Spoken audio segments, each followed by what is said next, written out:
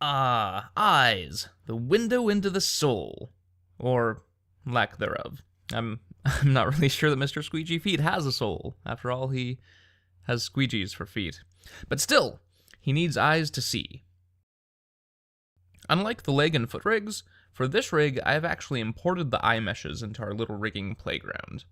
We could have done that with the legs and feet too, and I encourage you to do that if you want to when testing out rig ideas. I've done it with the eyes because I think it will make the rigging a little less confusing when we get to our final solution. To start off, we clearly need to have at least one bone each for the eyes to be the children of. So let's add those.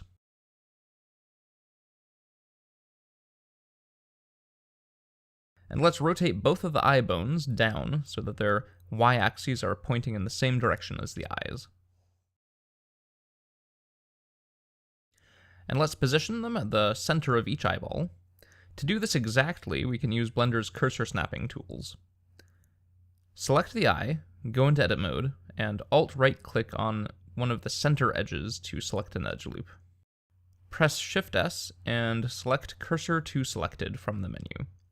This snaps the 3D cursor to the average position of the selection, which in this case will be the center of the eye. We could also do this in object mode with just the object selected, but that won't work if, for example, the eyes are part of a larger mesh. Now go back into edit mode on the armature. Select the eye bone, hit Shift-S, and select Selection to Cursor. Now the eye bone is positioned exactly at the center of the eye. Now do the same for the other eye.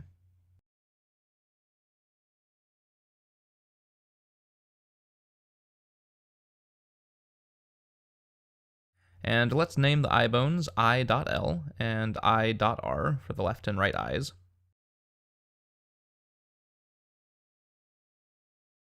And finally, let's parent the eyes to the bones. Remember, you need to be in pose mode to do this.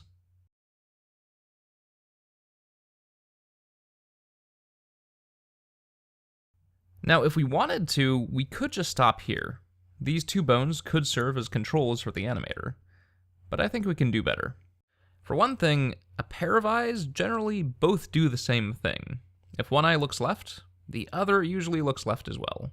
This is because our eyes are wired to both look at the same point in space. But unfortunately, right now our poor little animator would have to manually manage both eyes. So one way that we could improve this rig would be to directly emulate the tracking behavior of eyes by having a target that the eye bones track. In fact, that's a really common and useful way to set up eye controls on characters, so let's do that. Add another bone smack dab in front of the eyes. Let's name it Eye Target. To make the eye bones track this target, we're going to use constraints. Select the target, and then one of the eye bones, and press Ctrl-Shift-C to bring up the constraints menu.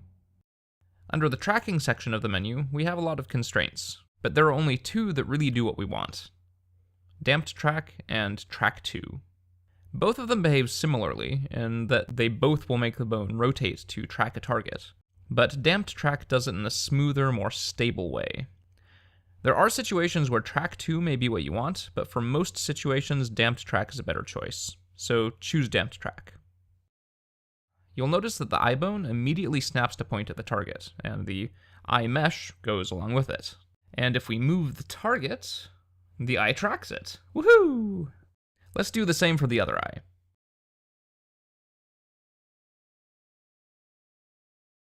Yay! Now they're both tracking. But this still isn't entirely ideal. For one thing, the eyes have snapped to a slightly cross-eyed position. This is realistic, of course, since they are looking at a point relatively close by, but it may not be how we want our character to look. With this rig setup, we would have to move the target really far away for the eyes to appear like they did before. But that's kind of a nightmare for the animator to manage, since they'll have to zoom way far out every time they want to adjust the eyes. So what if instead we find a way to keep the eyes uncrossed no matter how close the eye target is? One obvious way to do this is to create two eye targets that are eye distance apart, and make them children of a master eye target control. Let's give that a try and see what happens. Add two more bones to be the child eye targets, and position them eye distance apart. make them the children of the eye target. Now remove the existing constraints from the eye bones, and replace them with a damped track to their respective targets. Yay! Now there is no more cross-eyedness. And we can move the target as close as we want, and no cross-eyedness happens. But there is a problem. What if the head were to turn? We don't have a head bone, but we can still simulate this by selecting the eye bones and rotating them. Yeah, that's terrible. The eyes have gone all weird and cross-eyed again. And this is because the positions of the secondary eye targets are no longer aligned with the eyes. The animator would need to rotate the eye target to stay aligned with the eyes at all times. And guess what? That sucks. It's bad. It's unnecessary work for the animator. They shouldn't have to worry about that. So scrap that. It was a decent idea, but in practice, it turns out it has a lot of problems. And a lot of rigging ideas are like that, actually. Most of my ideas never make it into final rigs, because I find problems with them in the playground phase. That's normal, and that's fine. The important thing is that you don't get so married to an idea that you ignore other solutions that might be better. So let's look for a better solution. What, fundamentally, do we want these eye bones to do? What limitation are we trying to impose on them? Well, we want them to stay parallel to each other. Or, in other words, we want them to have the same rotation. Well, heck, there's an easy way to enforce that. A copy rotation constraint.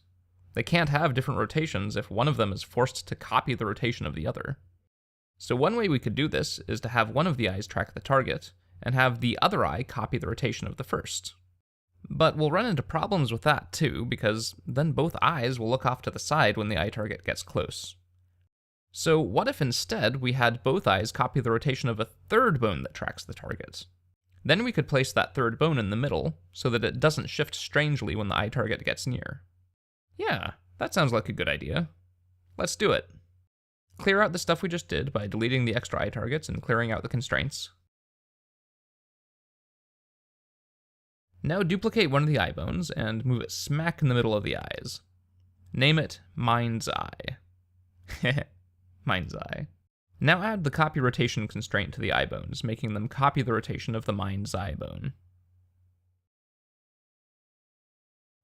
Now when we rotate the Mind's Eye bone, the other two rotate with it. Cool. Now we just have to make the Mind's Eye bone track the eye target, and voila! Moving the eye target around now makes the eyes track it. But they stay parallel to each other instead of being cross-eyed. Nifty. There's still one last thing that we could do though, and that is to let the animator also animate the eyes individually on top of all of this. Do you remember how to do that? If something is automated, but we still want the animator to be able to animate on top of that automation, what do? We add parents, and automate the parents instead. So let's duplicate the eye bones to create some parents, and let's scale them down a bit so we can tell the difference between them and the eye bones. Now let's make the eye bones the children of those. And let's remove the eye bones constraints. And thankfully, when you duplicate bones, they take their constraints with them, so the parents already have the copy rotation constraints on them. But if they didn't, then we would add those at this point. So now we can move the eye target around, and we can also rotate the eyes manually if, for example, we wanted to make the character cross-eyed. Lastly, let's lock the translation axes on the eye bones, just so that the animator doesn't accidentally pull the eyes out of their sockets. And let's align the eye target so that Z-axis is up.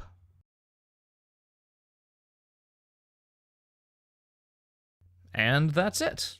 We now have a pretty decent eye rig setup.